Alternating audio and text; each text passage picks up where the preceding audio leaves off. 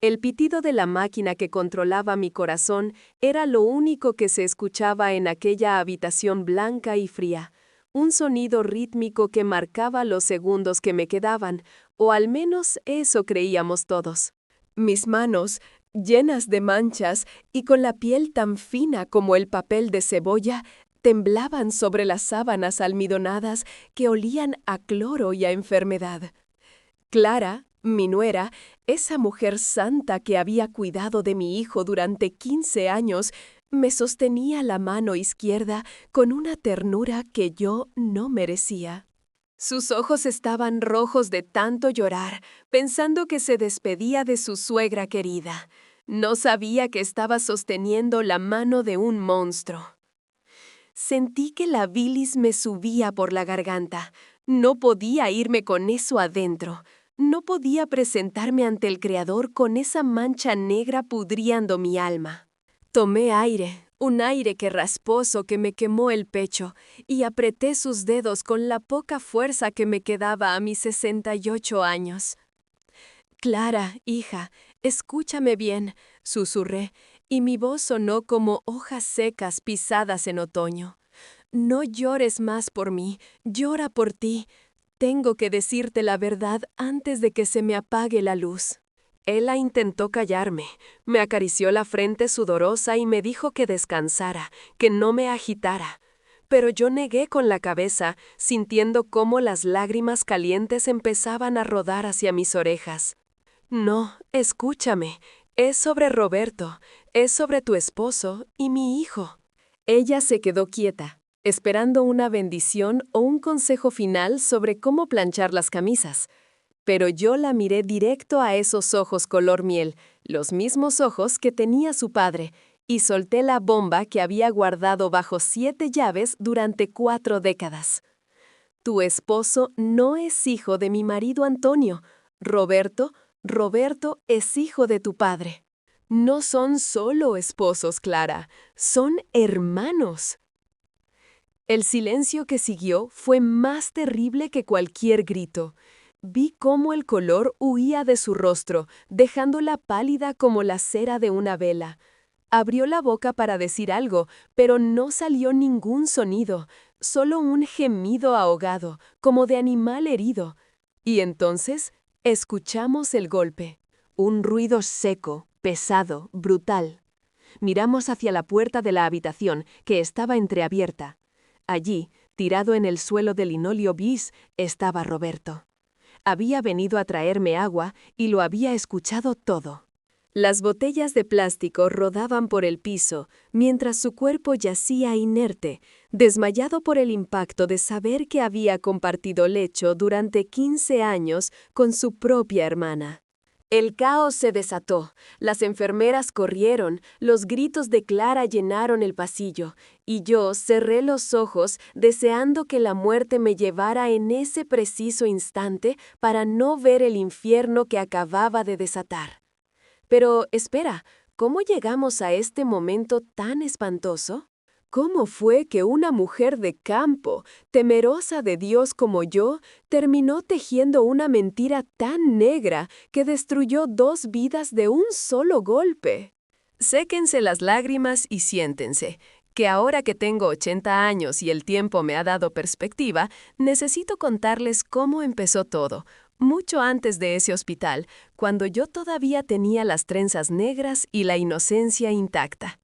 Todo comenzó hace 45 años, en el pueblo de San Isidro, donde el polvo de la tierra se te metía hasta en los pensamientos, y el sol castigaba las espaldas de los pobres desde que amanecía.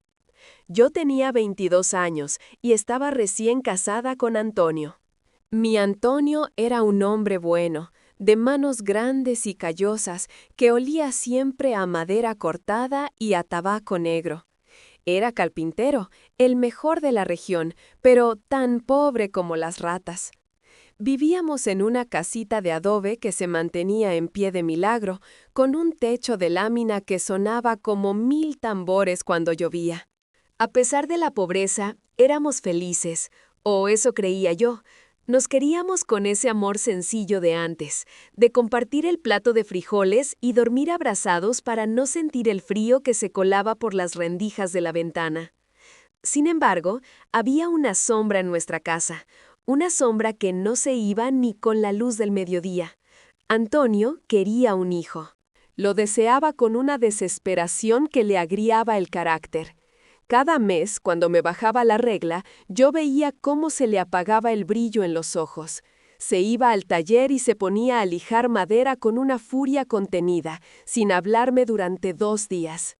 «Teresa, mujer, es que estoy seco», me preguntaba a veces por las noches, mirando el techo con los ojos llenos de lágrimas. ¿O es que Dios no nos quiere bendecir? Yo le preparaba té de ruda, le ponía cataplasmas calientes en la espalda, rezaba novenas a San Ramón Nonato, pero nada funcionaba. Pasaron 3 años y mi vientre seguía plano y vacío como un cántaro roto. La gente en el pueblo empezaba a murmurar. Las vecinas, con esa crueldad disfrazada de preocupación, me decían en el mercado: «Ay, Teresita, se te va a pasar el arroz. Un hombre sin hijos es un hombre que busca en otra parte». Aquellas palabras se me clavaban como espinas. Yo amaba a Antonio y tenía pánico de que me dejara. Pero la verdadera desgracia no vino de nuestra infertilidad, sino del hambre y la deuda. Ese año hubo una sequía terrible. La gente dejó de encargar muebles porque apenas tenían para comer. Antonio se endeudó para comprar madera fina para un trabajo grande que le habían prometido, un comedor para la hacienda de los Álamos. Pero cuando terminó el trabajo, el capataz le dijo que el patrón había cambiado de opinión y que no le pagarían. Nos quedamos con los muebles, sin dinero y con una deuda impagable con el prestamista del pueblo, un hombre sin alma que amenazó con quitarnos la casa. Fue entonces cuando entró en nuestras vidas don Aurelio. Don Aurelio era el dueño de la mitad del pueblo, un hombre alto, imponente, que siempre vestía trajes de lino blanco impecables, aunque caminara entre el lodo. Tenía unos ojos color miel, penetrantes y fríos, los mismos ojos que años después vería en el rostro de mi nuera Clara. Él era el padre de ella, aunque en ese entonces Clara ni siquiera había nacido. Don Aurelio estaba casado con una mujer enfermiza y triste que rara vez salía de su mansión. Yo trabajaba lavando ropa ajena para ayudar a Antonio. Mis manos, que entonces eran suaves, empezaron a curtirse con el jabón de lejía y el agua helada del río. Un día, la empleada doméstica de la mansión de don Aurelio se enfermó y me mandaron llamar para que ayudara en la cocina y sirviera la mesa durante una cena importante. Recuerdo que me puse mi único vestido bueno, uno de algodón azul con florecitas blancas, y me recogí el pelo lo mejor que pude. Al entrar a esa casa, sentí que entraba en otro mundo. Los pisos brillaban tanto que uno podía verse la cara en ellos, y olía a cera, a flores frescas y a carne asada, un olor que me hizo rugir el estómago de pura necesidad. Mientras servía el vino, sentí una mirada clavada en mi nuca. Era don Aurelio. No me miraba como se mira a una sirvienta, me miraba como un lobo mira a una oveja perdida. Me puse nerviosa y casi derramo la sopa sobre el mantel de encaje. Al final de la noche, cuando todos se habían ido y yo estaba terminando de secar los platos de porcelana, él entró en la cocina. El sonido de sus botas sobre las baldosas resonó como campanadas de duelo. Yo me sequé las manos en el delantal, bajando la vista. «Te llamas Teresa, ¿verdad?». Su voz era grave, profunda, de esas que hacen vibrar el pecho.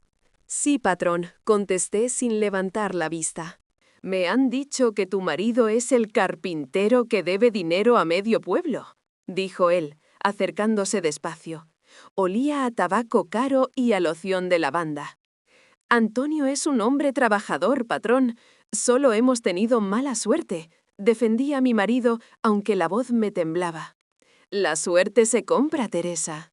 «O se negocia», dijo él, y puso un sobre grueso sobre la mesa de madera de la cocina. Miré el sobre. Sabía lo que era sin tener que abrirlo. Dinero, mucho dinero, suficiente para pagar las deudas de Antonio, para arreglar el techo, para comer carne todos los días durante un año. ¿Qué tengo que hacer?, pregunté, sintiendo un frío terrible en el estómago, intuyendo que el precio no sería lavar más platos. Don Aurelio sonrió, pero no fue una sonrisa amable. Se acercó más, tanto que podía sentir su aliento caliente en mi cara. Me levantó la barbilla con un dedo, obligándome a mirarlo a esos ojos miel que me perseguirían el resto de mi vida. Mi esposa no puede darme más hijos. Solo tenemos una niña pequeña y es débil. Necesito un varón, un heredero fuerte. ¿Y tú? Tú te ves muy sana, Teresa. Tienes caderas de madre. El mundo se me detuvo. Pensé en Antonio, en su tristeza por no ser padre, en nuestra cama vacía. Pensé en el prestamista que vendría el lunes a echarnos a la calle. Y pensé en mi propia vergüenza de mujer estéril. Lo que don Aurelio no sabía, lo que nadie sabía, era que quizás el problema no era yo, sino Antonio. Pero en esos tiempos, la culpa siempre era de la mujer. «No puedo», susurré, retrocediendo hasta chocar con la pila de lavar. «Piénsalo. Si me das un hijo varón, esa criatura tendrá una vida asegurada, aunque sea en secreto. Y tú y tu carpintero nunca volverán a pasar hambre. Si es niña, o si no quedas encinta, igual te quedarás con el dinero por las molestias». Me dejó el sobre en la mano y salió de la cocina. Yo me quedé allí, petrificada, con el peso de ese dinero quemándome la palma de la mano. Salí de la mansión corriendo, con el corazón desbocado, y llegué a mi casa donde Antonio dormía, agotado y flaco, con la ropa llena de aserrín.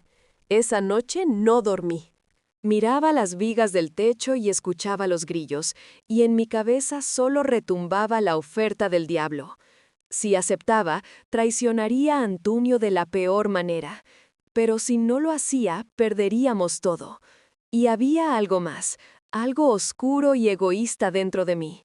Yo quería saber si era capaz de engendrar vida. Quería ser madre, a cualquier precio. A la mañana siguiente, cuando Antonio se fue al taller con los hombros caídos, yo me arreglé. Me puse perfume de rosas que guardaba para los domingos y caminé de regreso a la mansión de los Álamos. El sol brillaba fuerte, pero yo sentía frío. No sabía que al cruzar ese portón de hierro forjado, estaba firmando mi sentencia y la de las generaciones venideras. Iba a vender mi cuerpo para salvar mi casa, pero terminaría comprando una tragedia griega. Entré por la puerta de servicio, pero don Aurelio me esperaba en su despacho. Cerró la puerta con llave y echó las cortinas de terciopelo rojo, dejando la habitación en penumbra. No hubo palabras de amor ni caricias suaves. Fue un acto rápido, seco, un trámite comercial sobre un sofá de cuero que crujía bajo nuestros cuerpos. Yo cerré los ojos y pensé en la lista de la compra, en las goteras del techo, en cualquier cosa menos en lo que estaba sucediendo. Cuando salí de allí me sentía sucia, pero tenía el dinero escondido en el sostén y, lo que era peor, tenía una semilla plantada en las entrañas que cambiaría el destino de todos nosotros. Unas semanas después, las náuseas comenzaron. Antonio, ingenuo y bueno, lloró de alegría pensando que Dios por fin había escuchado sus plegarias y que el milagro era suyo.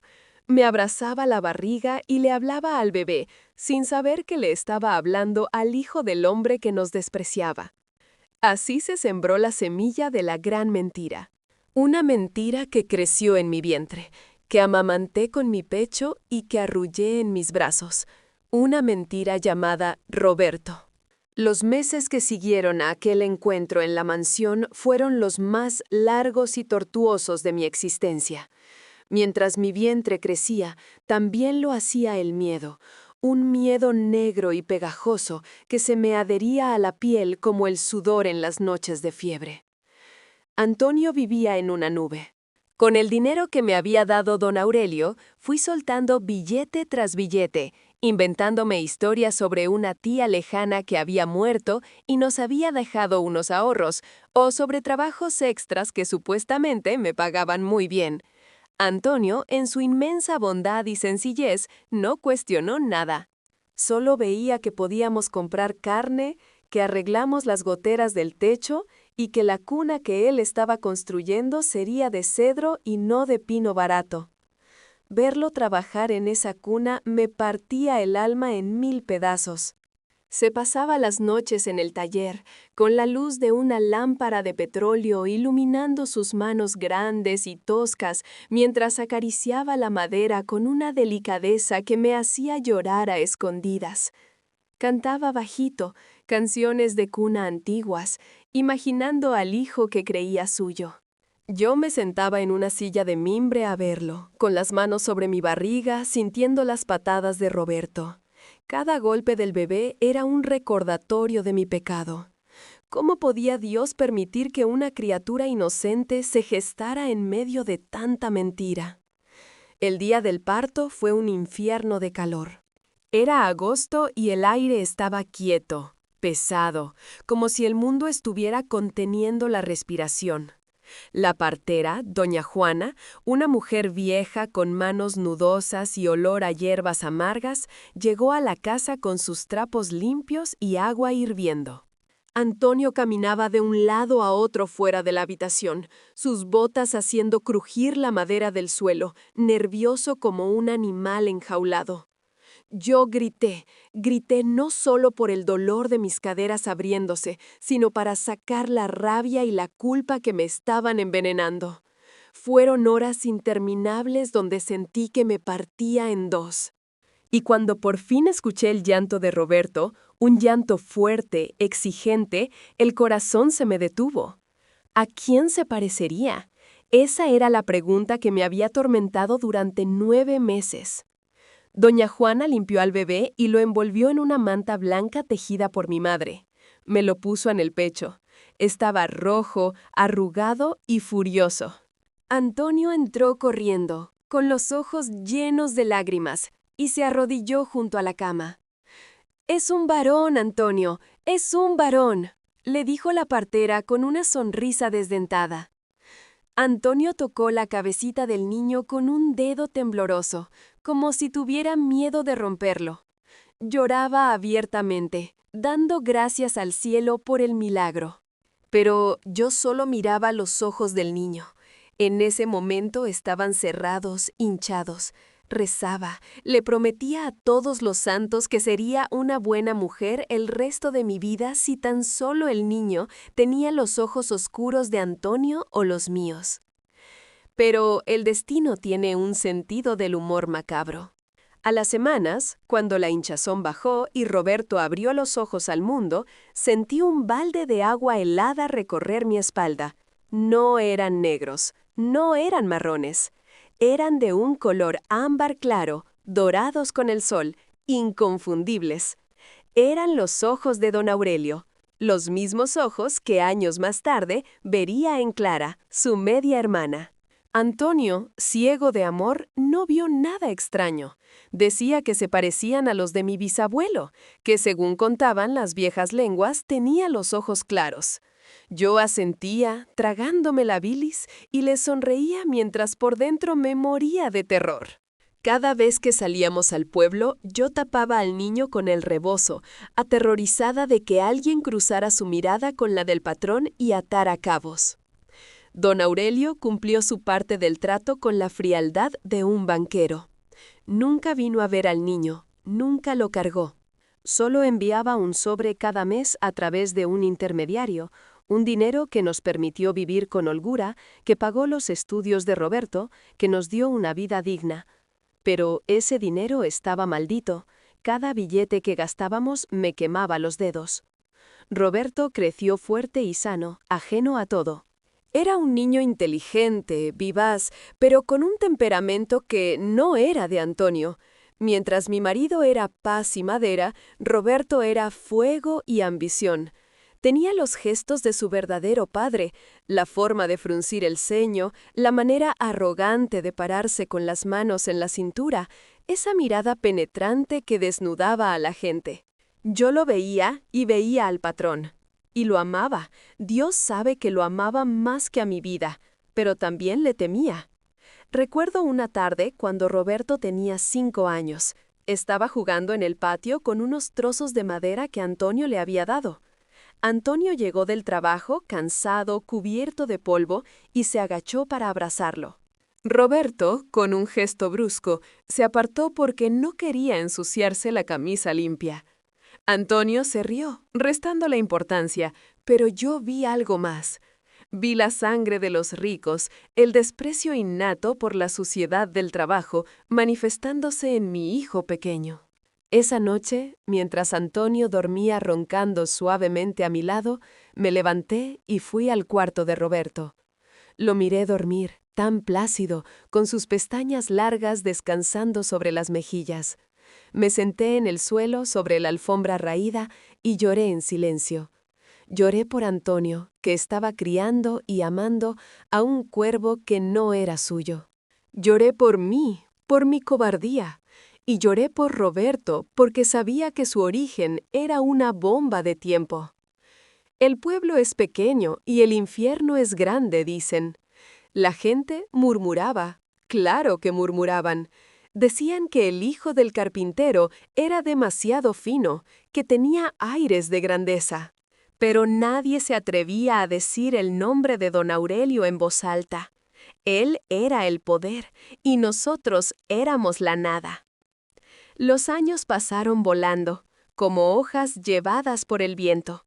Antonio envejeció, su espalda se curvó de tanto lijar y clavar, pero su amor por Roberto nunca flaqueó. Se sentía orgulloso de él.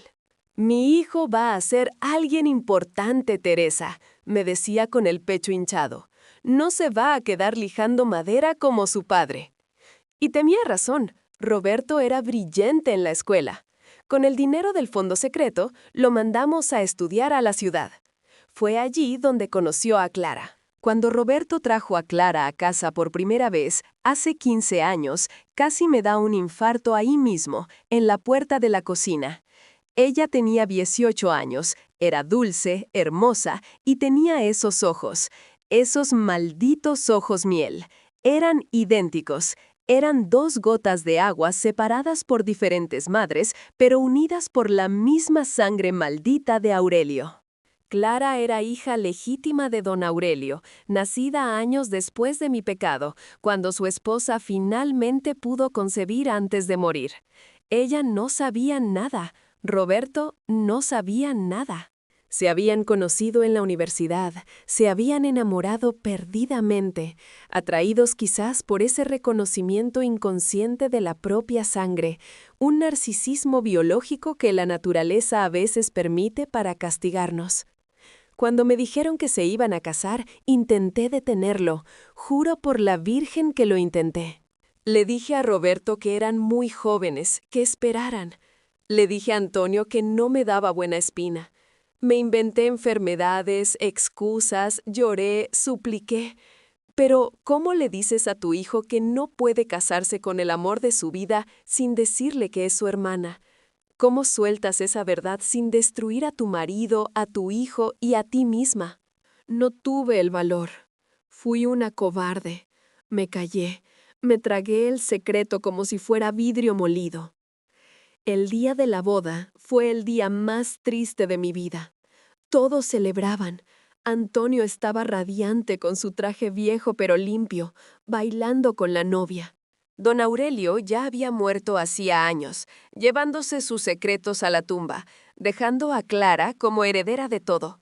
Roberto, el hijo bastardo, se casaba con la heredera legítima, cerrando un círculo perfecto y monstruoso. Yo estaba sentada en una esquina, vestida de gris, sintiéndome como una criminal viendo la ejecución de 2 inocentes. Durante 15 años los vi vivir juntos, los vi besarse, los vi dormir en la misma cama. Cada vez que venían a visitarnos, yo contenía la respiración, rezando para que no tuvieran hijos. Gracias a la misericordia divina, o quizás a la sabiduría cruel de la naturaleza, nunca pudieron concebir. Clara sufría por ello, iba a médicos, lloraba en mis brazos, y yo, monstruo entre monstruos, le acariciaba el pelo y le decía, «Ya vendrá, hija, ya vendrá», mientras por dentro agradecía a Dios que no naciera una abominación de esa unión prohibida. Y así viví, con esta carga pudriéndome los huesos, envejeciendo más rápido de la cuenta, viendo cómo la mentira se hacía cada día más grande y pesada, hasta que mi corazón, cansado de latir al ritmo del engaño, decidió fallar. Ahora, de vuelta en esta habitación de hospital, con el sonido del cuerpo de Roberto cayendo al suelo todavía resonando en mis oídos, miro a Clara. Ella sigue paralizada, con la boca abierta en un grito silencioso. El aire huele a desinfectante y a tragedia. Roberto empieza a moverse en el suelo, gimiendo. Está volviendo en sí. Está volviendo a una realidad que ya no existe, a un mundo que acabo de hacer pedazos con mis palabras moribundas. Antonio, mi pobre Antonio, murió hace 5 años creyendo que su linaje continuaba, feliz en su ignorancia. Él se salvó de este dolor. Pero ellos están aquí, vivos, y yo los he condenado. Roberto se sienta despacio, llevándose una mano a la cabeza. Levanta la vista y sus ojos, esos ojos de miel que ahora sé que son su condena, se encuentran con los de Clara. Hay un momento de silencio absoluto, un vacío en el tiempo donde 15 años de amor se convierten en horror puro. «Mamá», dice Roberto con un hilo de voz, mirándome con una mezcla de súplica y odio. «Dime que es mentira, dime que es la fiebre. Por favor, vieja, dime que estás delirando». Yo trato de respirar, pero el aire no entra. La máquina del corazón empieza a pitar más rápido, un sonido agudo y desesperante. «No es mentira, hijo», susurro, y cada palabra me raspa como lija. «Perdóname, perdóname por darte la vida y quitártela al mismo tiempo». Clara retrocede, chocando contra la pared, y se abraza a sí misma como si de repente tuviera mucho frío o como si su propia piel le diera asco. Mira a su esposo, a su hermano, y vomita en el suelo inmaculado del hospital. El caos que sigue es borroso para mí. Médicos entrando, enfermeras gritando códigos que no entiendo. Siento un dolor agudo en el pecho, pero no es el corazón fallando, es el peso de la verdad liberada.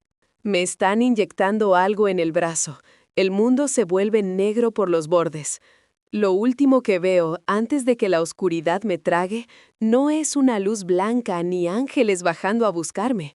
Veo la cara de mi hijo, desfigurada por el asco y la traición, y sé que, aunque mi cuerpo muera hoy, mi castigo apenas está comenzando. Pero la historia no termina aquí, porque los secretos de familia son como la hiedra. Cortas una rama y descubres que las raíces han llegado mucho más profundo de lo que imaginabas, hasta tocar los cimientos de otras vidas que ni siquiera sabíamos que existían.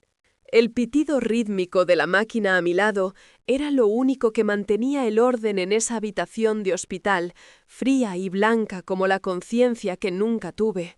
Sentía que la vida se me escapaba por los dedos de los pies, subiendo fría por las piernas, pero mi boca, seca como el esparto, tenía que soltar la última verdad, la más terrible de todas. Clara, mi nuera, me sostenía la mano con ternura. Esa mujer buena que había amado a mi hijo durante 15 años, ajena a la podredumbre que cimentaba su matrimonio. Acerqué su rostro al mío tirando débilmente de su mano. Olía a vainilla y a cansancio de días de guardia. Tenía que decírselo. No podía presentarme ante el Creador con este saco de piedras en el alma. «Clara, hija», susurré, y mi voz sonó como hojas secas pisadas en otoño. «No llores por mí, llora por ti, llora por lo que voy a decirte». Ella negó con la cabeza, acariciándome la frente sudorosa, pensando que eran desvaríos de la morfina. Pero yo estaba más lúcida que nunca. El dolor había desaparecido para dejar paso al miedo puro. Escúchame bien, porque no tengo tiempo para repetirlo, y Dios no me dará otra oportunidad, dije, apretando su mano con la poca fuerza que me quedaba. Tienes que saber la verdad sobre Roberto, sobre tu esposo, sobre mi hijo. Clara frunció el ceño, confundida, pero se quedó quieta. Roberto no es hijo de Antonio, solté la frase, y sentí que el aire de la habitación se volvía denso, irrespirable. Antonio murió creyendo que era su sangre, pero no lo era. Tu esposo es hijo de don Aurelio. Vi cómo la comprensión tardaba en llegar a sus ojos. Primero fue confusión, luego negación. Don Aurelio era su padre, el hombre que le dio la vida a ella. «Teresa, ¿qué estás diciendo?», preguntó ella con la voz temblorosa, soltando mi mano como si quemara.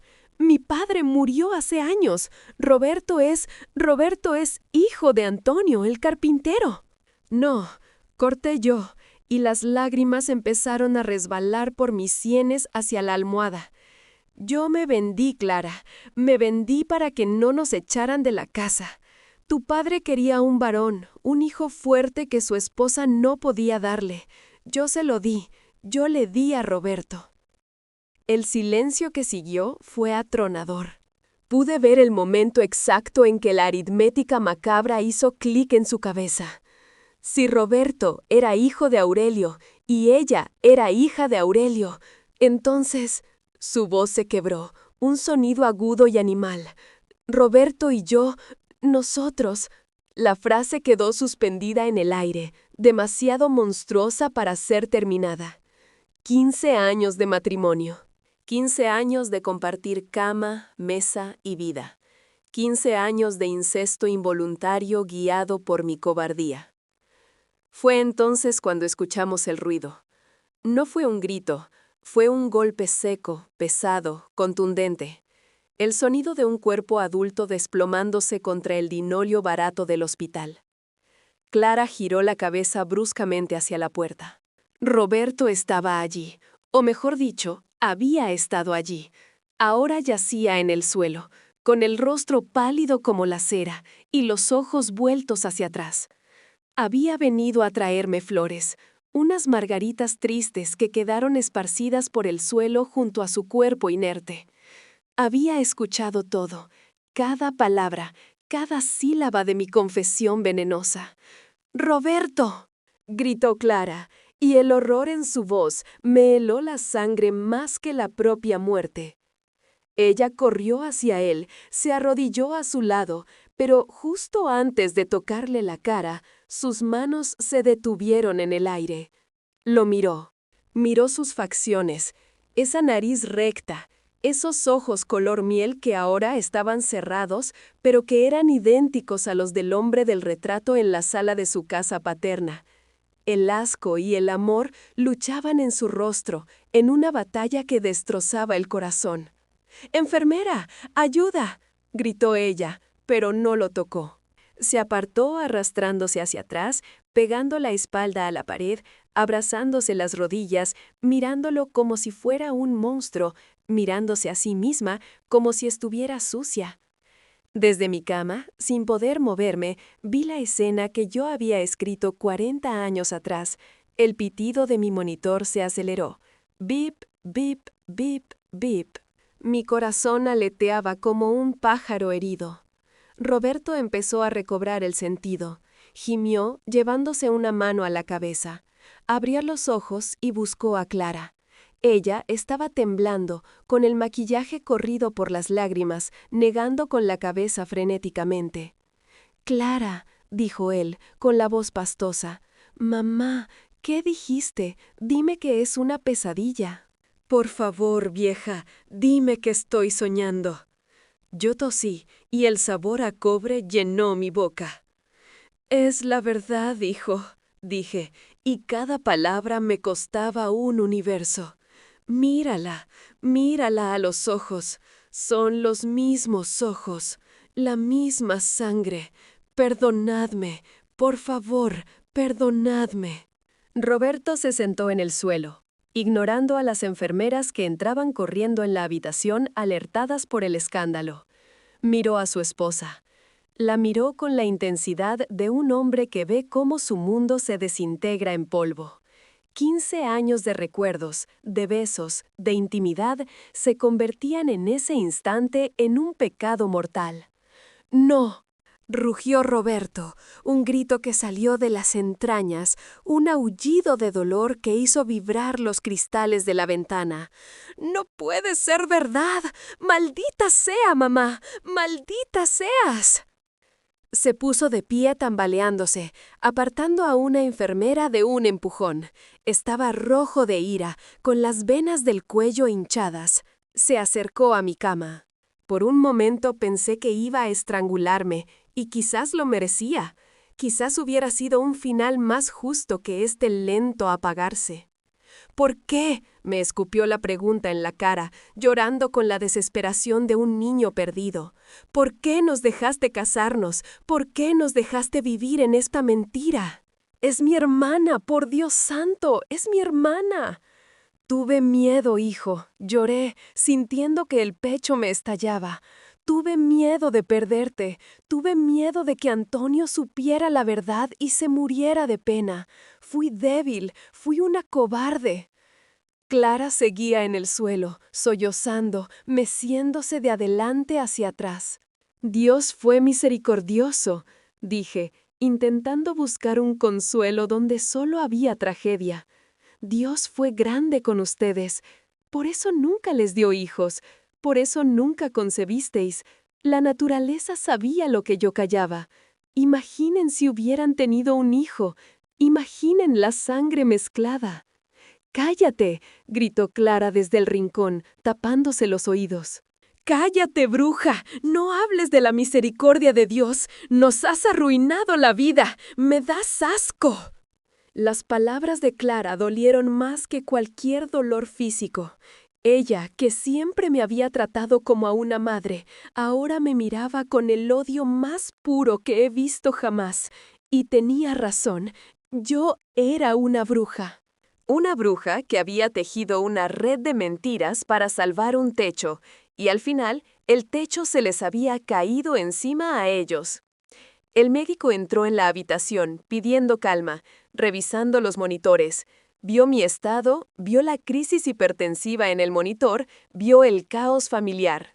Señora, tiene que calmarse o su corazón no aguantará, me dijo el doctor, intentando inyectarme algo en la vía del brazo. Déjeme, doctor, murmuré. Ya no importa, ya está hecho. Miré a Roberto. Estaba de pie en medio de la habitación, con los brazos caídos, derrotado.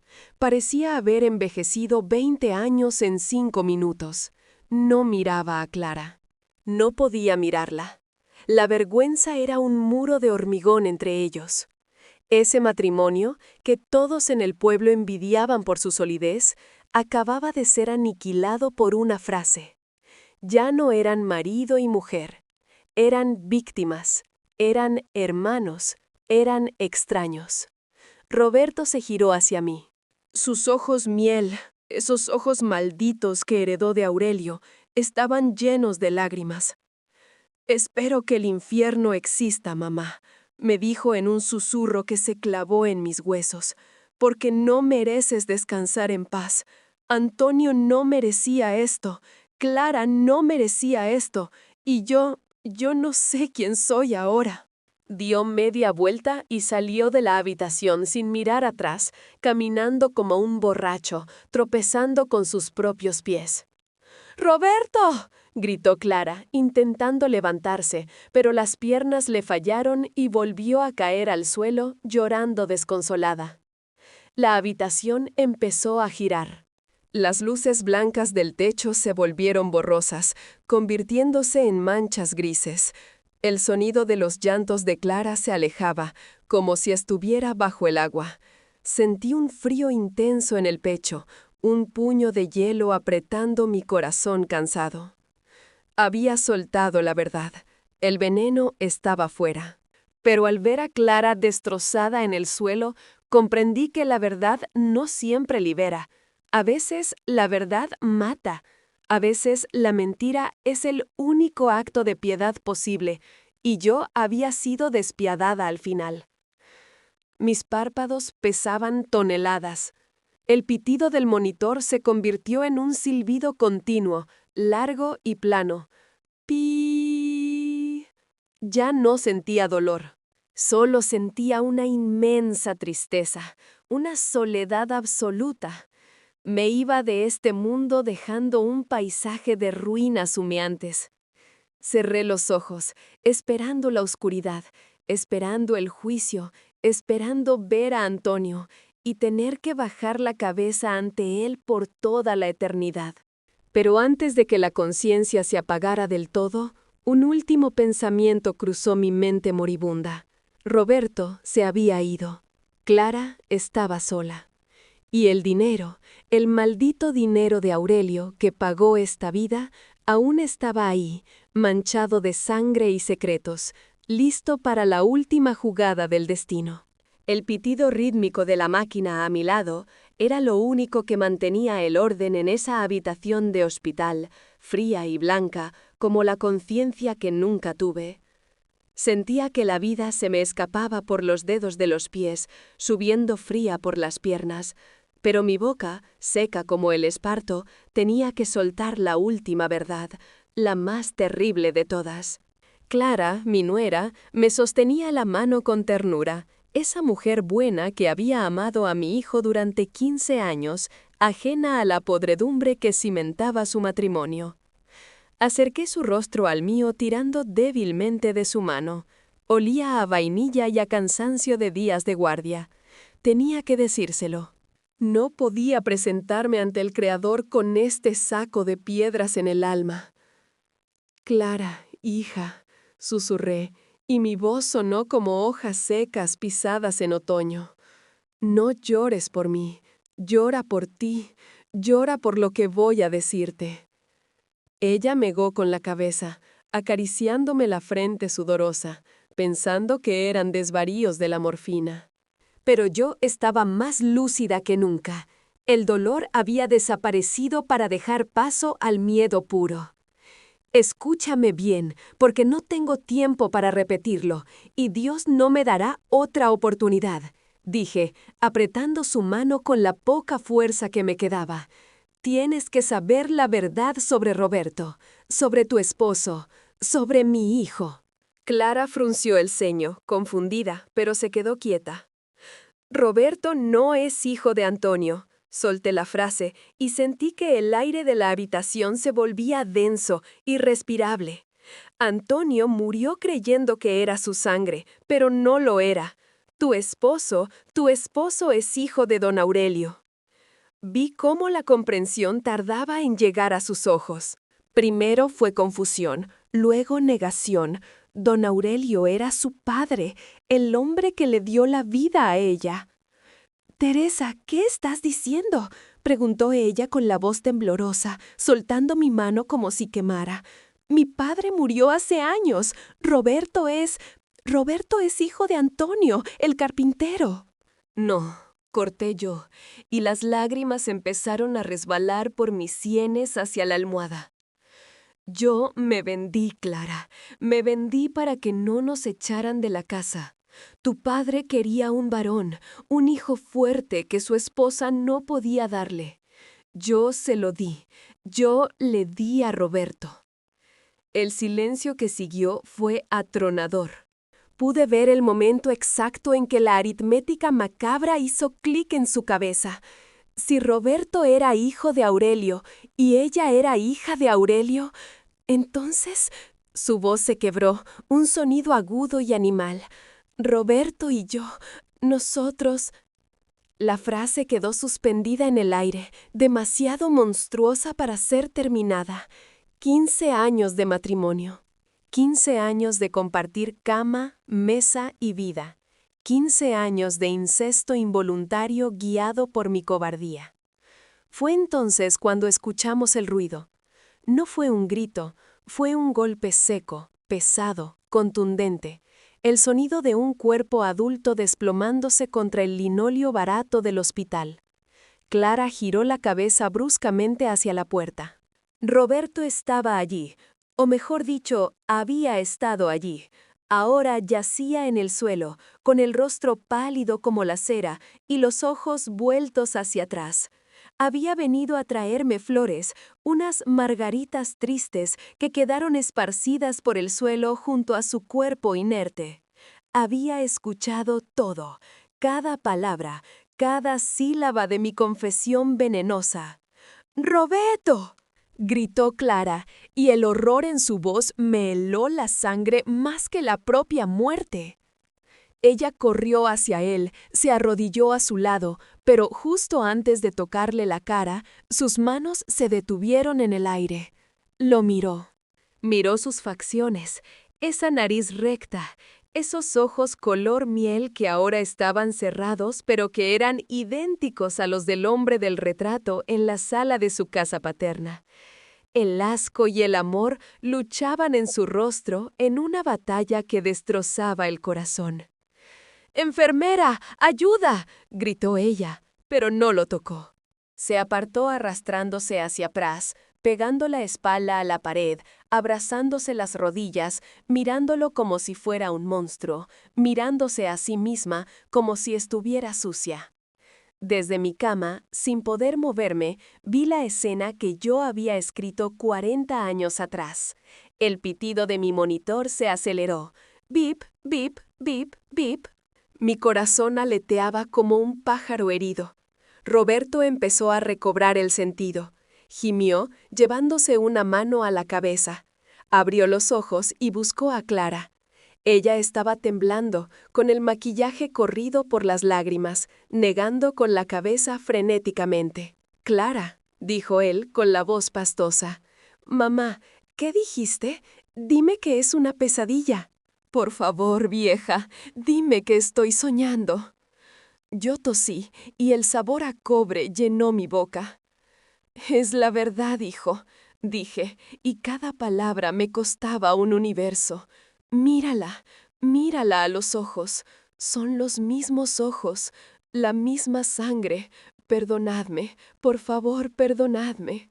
Roberto se sentó en el suelo, ignorando a las enfermeras que entraban corriendo en la habitación alertadas por el escándalo.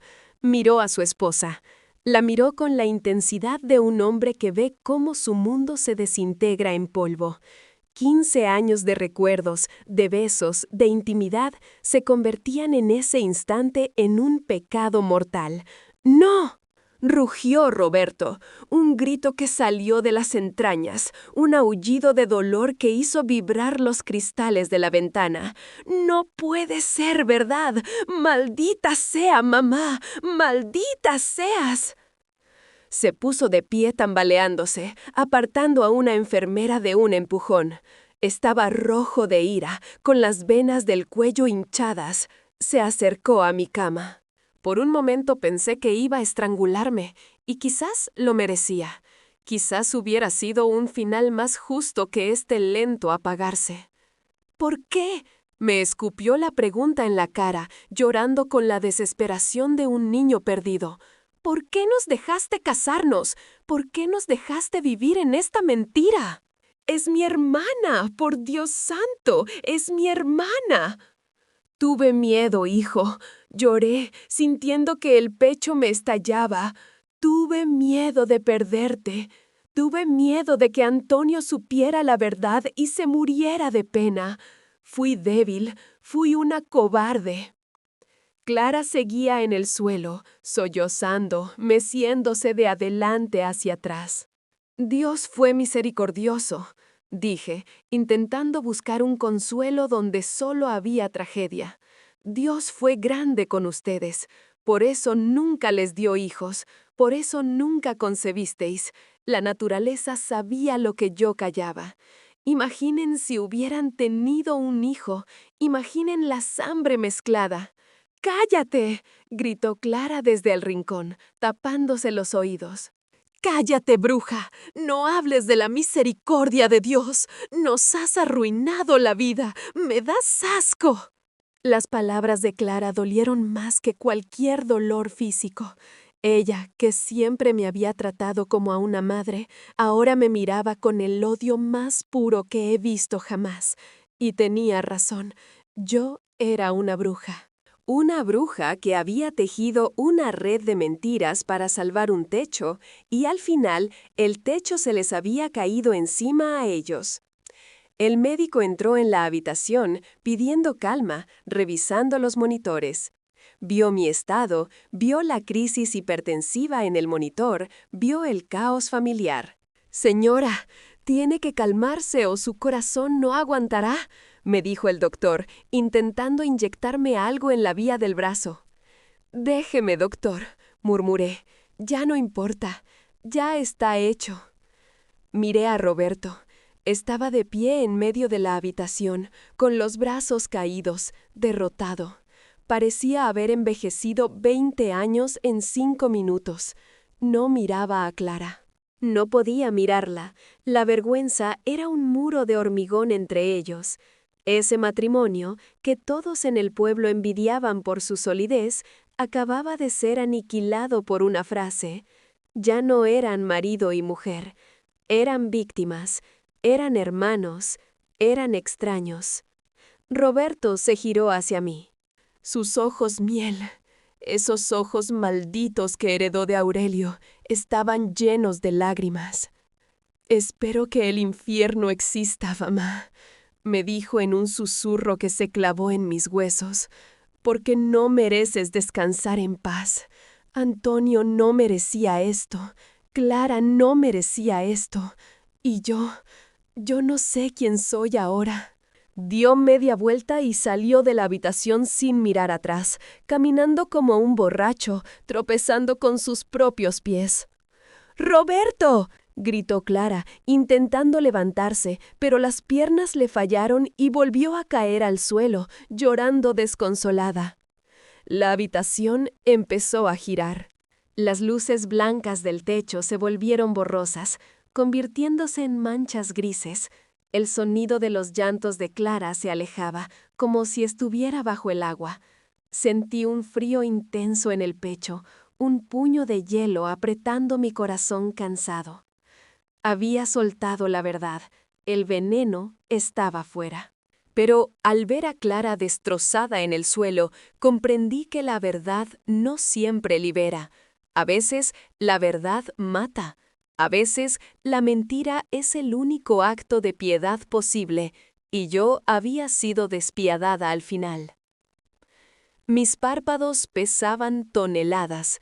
El pitido del monitor se convirtió en un silbido continuo, largo y plano. ¡Pi! Ya no sentía dolor. Solo sentía una inmensa tristeza, una soledad absoluta. Me iba de este mundo dejando un paisaje de ruinas humeantes. Cerré los ojos, esperando la oscuridad, esperando el juicio, esperando ver a Antonio y tener que bajar la cabeza ante él por toda la eternidad. Pero antes de que la conciencia se apagara del todo, un último pensamiento cruzó mi mente moribunda. Roberto se había ido. Clara estaba sola. Y el dinero, el maldito dinero de Aurelio que pagó esta vida, aún estaba ahí, manchado de sangre y secretos, listo para la última jugada del destino.